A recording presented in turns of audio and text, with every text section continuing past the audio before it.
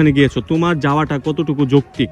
তোমার মূল টার্গেট ছিল মানুষকে হেল্প করা, তোমার টিম গেলেই হয়ে যেত।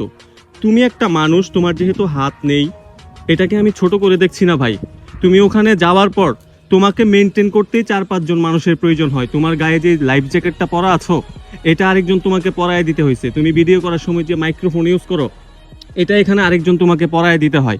তুমি নৌকাতে বসে আছো, এটা তোমাকে কোলে নিয়ে আরেকজন নিয়ে নিয়ে গিয়ে তোমাকে বসাইছে। প্র্যাকটিক্যালি চিন্তা করো ভাই, আবেগ দিয়ে চিন্তা করলে হবে না।